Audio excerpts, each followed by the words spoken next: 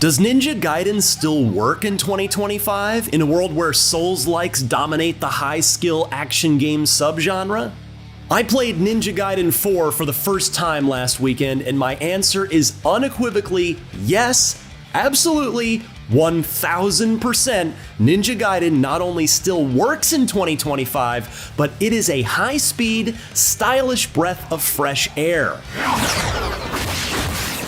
It was my favorite thing I played amongst all the games I covered at this past weekend's various showcases, and as someone who considers Ninja Gaiden Black the finest action game ever made, I left incredibly happy.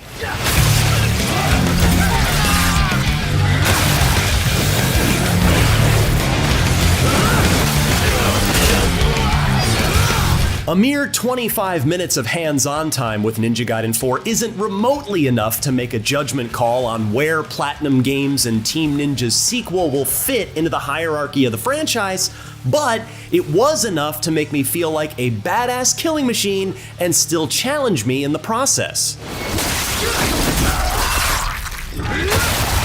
Which means Ninja Gaiden 4 is off to a good start in terms of dialing in that ever so special Ninja Gaiden feeling as Platinum Games takes the lead with Team Ninja guiding them. "The game is fast," said Platinum Games producer and director Yuji Nakao. "We wanted to make sure it feels like a modernized high-speed game while staying true to what Ninja Gaiden is." He added, "We are going against the trend," meaning, of course, Souls-likes. I played as young Raven Clan member Yakumo in Chapter 1, which isn't the very beginning of the campaign. That honor goes to a tutorial section, but for all intents and purposes, it is. It's set well after Ninja Gaiden 3, we don't talk about that one, in a near-future Tokyo amidst the return of the Dark Dragon. But we're still far enough from the shrine that the demon's influence shouldn't be too strong yet. Keep moving. Sadly, I didn't get to play as Ryu Hayabusa here, but I can't wait to do so.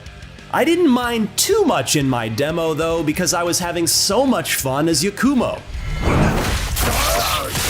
See, Yakumo has some of Ryu's classic tricks. Izuna drop, anyone? While also unleashing his own in the form of Blood Raven attacks, which are deployed by holding the left trigger and then pressing X or Y. These are large area of effect offensive maneuvers, but they take longer to wind up and execute. It was my old habits and not being quick enough to adopt these new moves that doomed me in the large encounter near the end of my 25-minute hands-on session. I won't make the same mistake next time. And unfortunately, it means I didn't get to face off against the Chapter 1 boss, who you can see in action here. Face me. Bring it.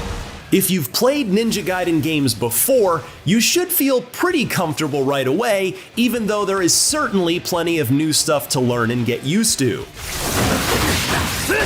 Tapping right trigger at the right moment to block an incoming attack and set up a counter, wall running and tapping Y to take the head off of a low-level enemy,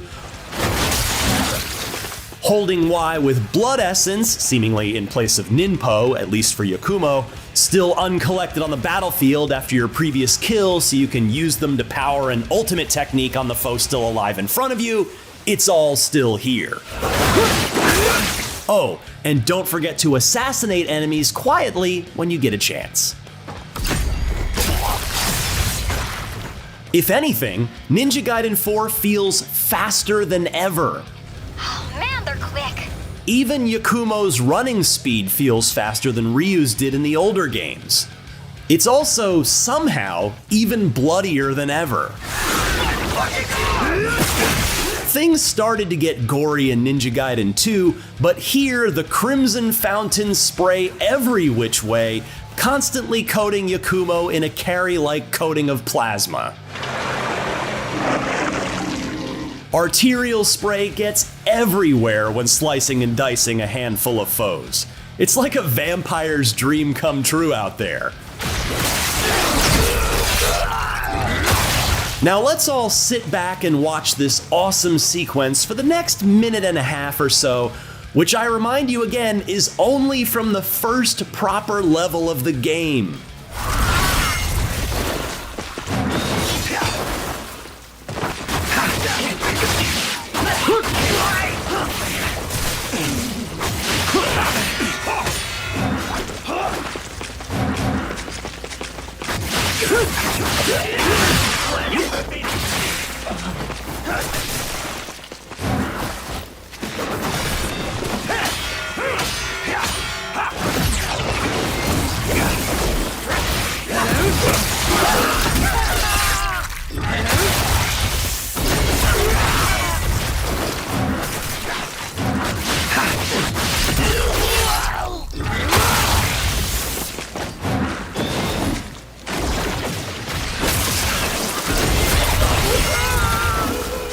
Oh, and here's more good news. The camera is actually pretty good now. It's certainly evolved over the years, but thankfully in 2025, it no longer seems to be a detriment or distraction to the player. Certainly a lot more time will be needed to verify this initial impression, but the camera didn't annoy me once in my entire hands-on session.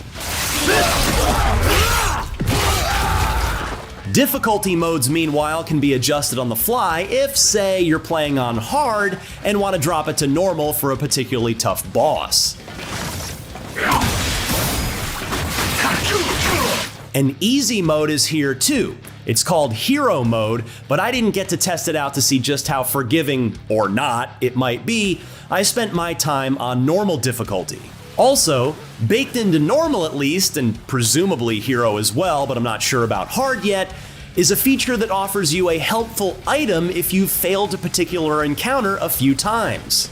On that last big rumble I was too slow to bring Yakumo's new attacks into, I was given a large healing elixir to help me on my next attempt. Ninja Gaiden 4's checkpoint system now takes some stress out of trying to find a save point with ample health and supplies. A red-eyed raven can also be approached, which triggers a visit from a friend who can unlock combat skills in exchange for the in-game currency you've accumulated. You can also go into a practice mode from here too that lets you get familiar with your moves, which I didn't waste time doing during my short demo. Oh, too good for practice, huh? And yes, there are collectibles to look for as well. They're called Gordies, and they're little adorable creatures that you have to complete a QuickTime event sequence in order to secure. I found one Gordie in Chapter 1, and it was only 2 rapid succession button taps to bag it. We'll see if the QTEs get more complicated and difficult the deeper into the campaign you get. I'm not sure yet if collecting them will yield any sort of greater reward. I'll be honest, I came into my first hands-on session with Ninja Gaiden 4 with extremely high expectations. If Platinum Games and Team Ninja screwed this up, I would have been very vocal about it as a 20-year fan of the series. But thankfully, they seem to be on the right track towards getting this right. If they don't, the series is probably dead forever. But I was smiling the entire time I was playing Ninja Gaiden 4, even when I got killed. Its need for combat speed is matched by its sense of style, and all I want to do right now is play more Ninja Gaiden 4. The Year of the Ninja might truly be magical. Between the excellent Ninja Gaiden 2 Black earlier this year, the extremely promising Ninja Gaiden Ragebound that we also just played and adored, Sega's seemingly focused 2D revival of Shinobi, and the biggest one of them all, Platinum Games' Ninja Gaiden 4. I'm as optimistic as ever that they're gonna nail this when it, Izuna, drops on October 21st. The Dark Dragon is mine. For more previews of the coolest upcoming games, don't miss our recent looks at Ninja Gaiden Ragebound and Holston. And for more on all your favorite video games, stick with IGN.